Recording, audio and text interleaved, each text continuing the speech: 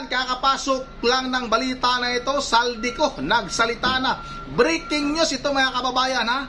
Pero bago tayo magpatuloy, babati muna ako ng magandang hapon sa aking mga subscribers, sa aking mga viewers. Maraming salamat sa inyong suporta. Shoutout sa inyong lahat. At pasensya na, medyo maingay dito sa ating kinaroroonan dahil mayroong gumagawa sa kalsada.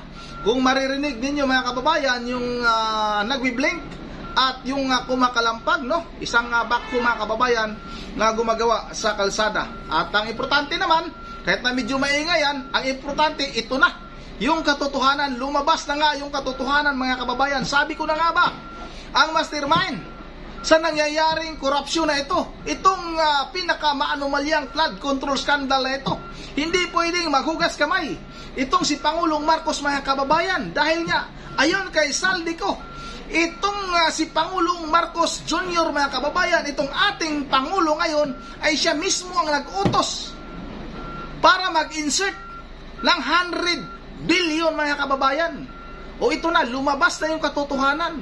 Ito na yung lalong magpapabagsak sa'yo, Pangulong Marcos. Lalong magagalit ang taong bayan dahil sa sinabi ngayon nitong si Saldico mga kababayan. Tama lang din yung ginawa ni Saldico. Bakit hahayaan niya na yung kanyang sarili lang ang magdusa? Dapat sasabihin niya na yung katotohanan, na ang totoong mastermind mga kababayan ay itong si Pangulong Marcos. Ito na, Pangulong Marcos, siguro panahon na para magbalot-balot ka na dyan sa Malacanang. Dahan-dahanin mo nang lisanin itong Malacanang. Baka ang nangyari sa ama mo ay yan din yung mangyari sa'yo. O baka, sabi ng ating mga kababayan, baka mas malala pa. Grabe ito mga kababayan. Tapos yung sinabi niya kahapon, iniligtas niya itong si Martin Romualdez, anak ng, nako naman mga kababayan, anak ng pating kayo, mga hayop kayo. Medyo pumayat, pumayat itong si Saldico. Kitang-kita natin mga kababayan sa kanyang pagmumuka na pumayat talaga itong si Saldico. Sabi ko na nga ba, may pumipigil nitong si Saldico para makabalik dito sa ating bansa. O ito na, huwag na natin itong patagalin. Sabay-sabay na natin itong panoorin. Para sa bawat Pilipino, alam ko na buo ang galit ninyo sa akin ngayon. Nauunawaan ko rin kung bakit. Lalo na at malaki ang halagang nakataya. Pero bago kayo humusga, hayaan ninyong ipaliwanag ko ang buong katotohanan. Matagal akong hindi nagsalita dahil may direktang utos sa akin. Huwag nang bumalik ng Pilipinas at manahimik na lamang. Umalis ako noong July 19, 2025 para sa aking medical check-up. Nakaplanong bumalik pagkatapos ng SONA ni Pangulo. Pero habang papauwi na ako, tinawagan ako ni dating Speaker Martin Romualdez at sinabihan, "Stay out of the country. You will be well taken care of as instructed by the President." Noon naniniwala pa ako sa kanila, kaya't hindi ako bumalik. Tumikom ang aking bibig, sumunod ako, pero ang hindi ko alam, ang ibig pala nilang sabihin sa aalagaan ka namin ay gagamitin ako bilang panakipbutas sa kanilang kampanya laban sa korupsyon. Ginawa nila akong poster boy ng kanilang sariling kasinungalingan. Ngayon, hindi na ako mananahimik, ilalabas ko ang lahat ng katotohanan. May resibo, may ebidensya, at may pangalan. Nagsimula ito nung tumawag si Sekmina Pangandaman sa akin nung nagumpisa ang BICAM process last year, 2024. Ang sabi niya, katatapos lang ng meeting nila ni Pangulo at may instructions na mag-insert or magpasok ng 100 billion worth of projects sa BICAM. At sinabi pa ni Sekmina, you can confirm with Yusek Adrian Bersamin dahil magkasama sila sa meeting ni Pangulong BBM noong araw na yon. Tinawagan ko po agad si Yusek Adrian Bersamin at tinanong ko kung may instruction nga ba ang Pangulo na magpasok ng 100 billion during their meeting. Ang sabi niya ay totoo nga po. Right after our conversation, tinawagan ko po si dating Speaker Martin Romualdez at nireport ko ang instructions ng Presidente to insert the 100 billion projects. At sinabi niya sa akin, what the President wants, he gets. After ng ilang araw, nag-set po ng meeting si Sec. Mina Pangandaman at Yusek Adrian Bersamin sa amin ni dating Speaker Martin Romualdez sa Aguado Building in front of Gate 4 ng Malacanang, at nandun din po si Yusek Jojo Cadiz. During the meeting, binigay po ni Yusek Adrian Bersamin ang listahan na worth 100 billion. Tinanong ko po si Yusek Adrian kung saan galing ang listahan. Ang sagot niya, galing kay PBBM mismo at binigay niya ito mula sa brown leather bag. Nung sinabi po ni Yusek Adrian Bersamin yung brown leather bag, naalala ko noong nasa Singapore kami right after the elections of May 2022 sa Hilton Hotel, kami ni dating Speaker Martin and PBBM habang pauwi at pabalik ng Pilipinas, hinabol ng PSG ang brown leather bag at ang sabi ni PBBM, maiwan na lahat, wag lang ang brown leather bag.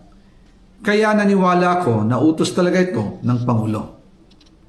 Pagkatapos ng ilang araw, I informed sina dating Speaker Martin Romualdez, Sec. Mina Pangandaman, Yusek Adrian Bersamin, and Yusek Jojo Cadiz na kung pwede 50 billion lang ang ipasok sa program funds dahil so sobra ang DPWH funds versus sa DepEd. In practice, hindi pwede na mas malaki ang budget ng DPWH kaysa edukasyon.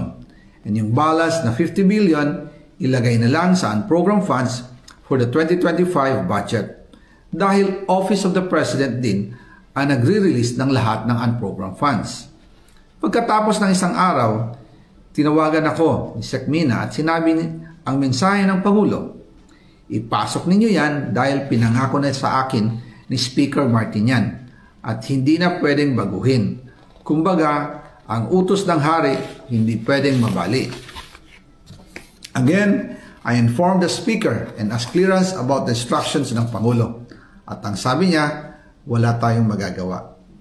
Kaya po nagtataka ako kung bakit sinasabi ni Pangulo na hindi niya makilala ang budget, samantalang lahat na binawas at dinagdag sa mga ahensya ng gobyerno ay humihingi ng approval sa kanya si Sec. Mina Pangandaman. Sana po ay hindi nila ako mapatay bago ko mailabas ang lahat.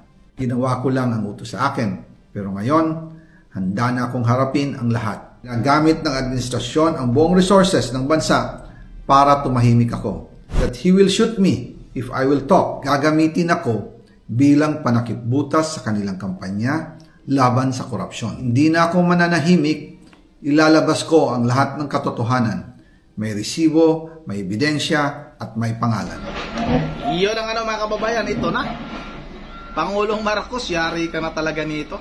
Wala ka ng lusot. Kung ako sa'yo, dahan-dahan na. Dahan-dahan na kayong magligpit dyan. Ang dami yung kontrobersyal. Ayaw nyo magpa-hair follicle test. Ngayon, ito na, lumabas na yung katotohanan. Mga kababayan, alalahanin natin, bilyon-bilyon ito. Itong ninakaw ni Pangulong Marcos talagang manang-mana sa pinagmanahan itong ating Pangulo, mga kababayan. Pasensya na, pero talagang grabe ito. O yung mga sumusuporta kay Pangulong Marcos, mag-isip naman kayo. Ito na, lumabas na yung baho ni Pangulong Marcos, mga kababayan, at mismong si Saldico na ang nagbunyag. 100 billion, mga kababayan, ang ini-insert o pina-insert nitong si Pangulong Marcos, mga kababayan. At ayun pa nga kay Saldico, hindi pwedeng baliin ang utos ni Pangulong Marcos, mga kababayan, na parang hari. Ayun daw ito mismo ni Speaker Martin Romualdez. Napakawalang hiya ng mga tao na ito, mga kababayan. Sana nga lang para talagang lumabas, no, yung sinasabi na mga ebidensya nitong si Saldico. Sana lang hindi mapatay itong si Saldico ng kampo nito ni Pangulong Marcos, mga kababayan. Lalong-lalong madadagdagan ang galit ng taong bayan dahil sa isiniwalat ngayon Kakapasok lang nito mga kababayan na isang oras, mahigit pa lang ito. Breaking news ito mga kababayan. At abangan natin. Malamang marami pang ilalabas itong si Saldico. Kaya pala sabi ng kanyang abogado, walang kasalanan si Saldico. Alam na pala ng abogado ni Saldico. Siguro sinabi na, isinalaysay na ni Saldico mga kababayan yung katotohanan nang talagang mastermind sa korupsyon na ito ay ito si Pangulong Marcos, kasabwat ang kanyang speaker Martin Romales na kanyang pinsang buo mga kababayan. Yun na nga mga kababayan, katapusan na ni Pangulong Marcos. Goodbye Pangulong Marcos. Welcome Vice President Sara Duterte. Papalitan ka na ni VP Sara Duterte. Yun ang dito na lang muna at bago tayo magtatapos ay mag-shoutout lang ako kay Ma'am Joyce ng Japan, kay Ma'am Elisa Borbe, kay Ma'am Florencia Leonor, kay Ma'am Michelle Bolima, kay Carl, kay Ma'am Berge Berhal Gidios ng Pulilan, Bulacan, sa kanya mga apo, Coco Dion, Yuri at saka kay Sagi. At sa lahat-lahat kay Carl, shoutout rin. At sa lahat-lahat na at hanggang dito na lang muna. At once again, this is Ronde TV mo. Ingat ang lahat. God save the Philippines.